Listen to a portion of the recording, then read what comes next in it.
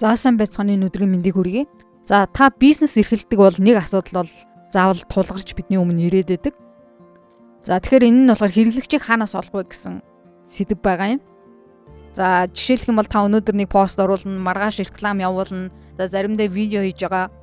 Гэхдээ нэг л зүйл ойлгомжгүй байгаад байдаг. Хэрэглэгч яг хаанаас ирээд байгаа вэ гэдэг нь. Зарим өдөр захиалга орж ирдэг, зарим өдөр нь огт байхгүй. Энэ нь одоо ихэнхдээ нэг л шалтгаантай байдаг юм бэлээ. Тэр нь юу вэ гэхээр таны бизнест одоо маркетингийн сувг байгуулагдаагүй байдаг гэсэн үг. Тэгвэл өнөөдөр энэ видеогоор маркетингийн сувг гэж юу болох? Тэгээ яагаад одоо жижиг бизнесүүдэд энэ нь хамгийн чухал вэ гэдэг талаар ярилцъя. Тэгэхээр хэрэглэгч татах маркетингийн сувгийг одоо алхам алхмаар хэрхэн байгуулах вэ гэдгийг бас ойлгомжтой хэлхий оролдъё.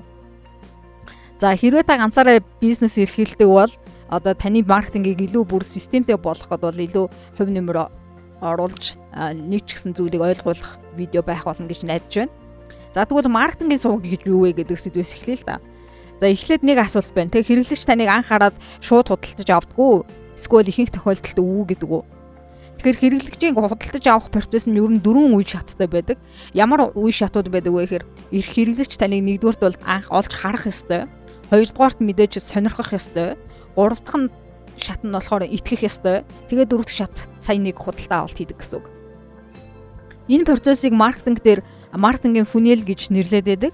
Өөрөөр хэлэх юм бол хэрэглэгч таны бизнесийг эхлээд олж харах юм байна. За дараа нь сонирхох юм байна. Тэгээд итгэх юм байна.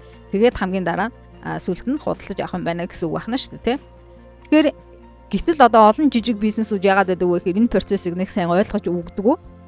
Тэд нар шууд одоо захиалах болно гэж бодоод байдаг юм бөхсөнтэй.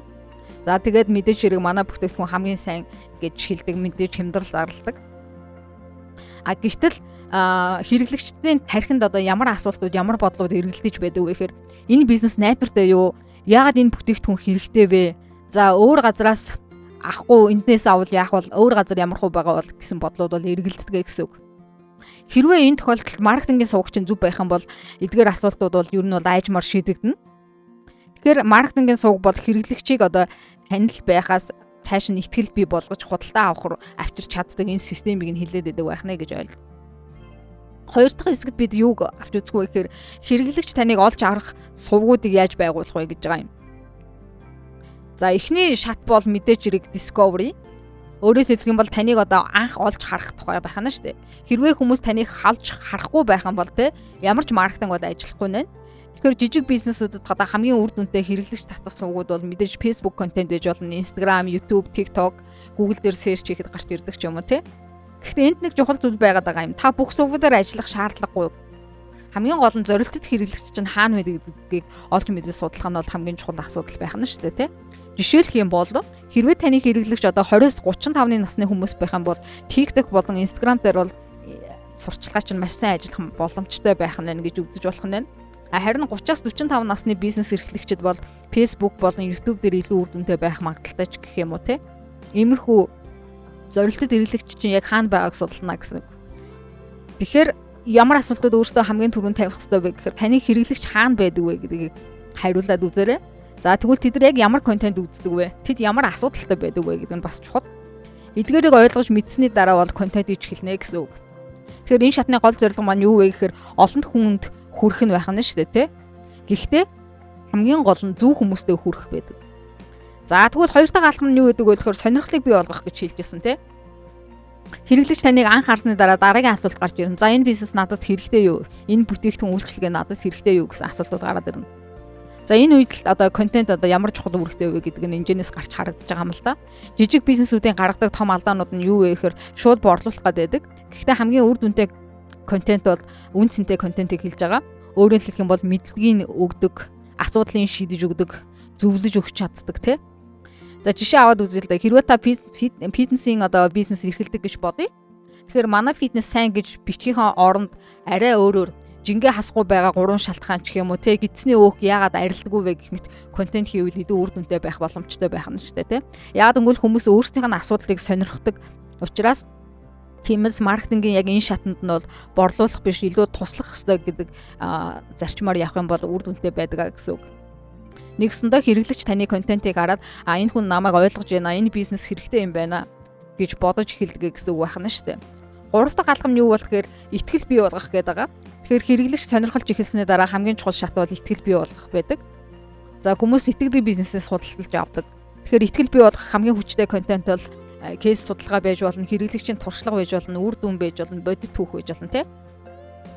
За жишээ нь одоо та ямар нэгэн англи хэлний сургалт явуулдаг байлаа гэж бодоход манай сургалт сайн гэхээсээ илүү манай сургалтын суусан 3 сарын дотор одоо ингээд чөлөөтэй энгийн өгүүлбэрүүдээр ярьж чаддаг болно ч гэх юм уу тий.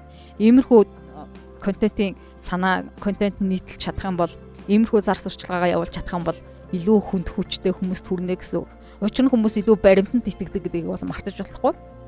Тэгэхээр судалгаагаар бол хүмүүсийн 90% нь худалдаж авахаас өмнө ямар нэгэн зөвлөгөө, хэрэглэгчийн туршлага, ревю бол харчихсан байдаг. Тиймээс маркетингийн сувагт итгэл бий болохын тулд контент бол заавал байх ёстой гэдгийг бол энд дахин дурдаад байгаамаа.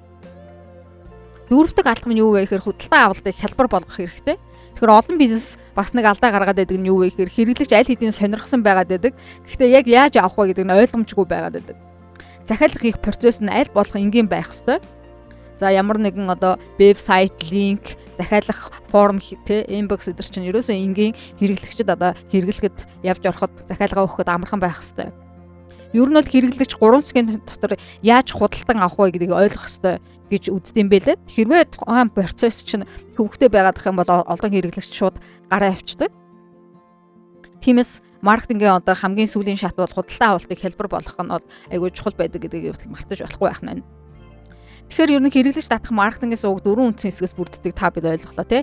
Хэрэглэгч таныг анх авалж гарах ёстой байна гэдгийг бол ойлгочлоо. Мөн сонирхлыг бий болгох ёстой гэдгийг мэдлээ тий. Тэгээд итгэлцэл бий болгох ёстой байдаг байх нь. Тэгээд худалдаа авалт явагддаг байх нь. Энэ 4 хэсгийг системтэй байгуулж чадах юм бол таны маркетинг чи илүү ойлгомжтой, тогтвортой, үр дүнтэй болдог гэсэн үг. Тэгэхээр маркетинг чинь зүгээр нэг постуудыг араас нь хийгээд ах тухай бол биш байх нь шүү дээ тий. Илүү систем байгуулах ёстой байх нь. Хэрвээ та одоо бизнесийг маркетинг системтэй сурмаар байх юм бол манай сургалтанд одоо хамрагдаж болно. За бид нар сургалтаараа бол борлуулалтын яриа, за анхаарал татах хүүх яаж бичих вэ, маркетингийн систем буюу борлуулалтын систем гэсэн сургалтууд одоогийн байдлаар бол хүргэж байгаа.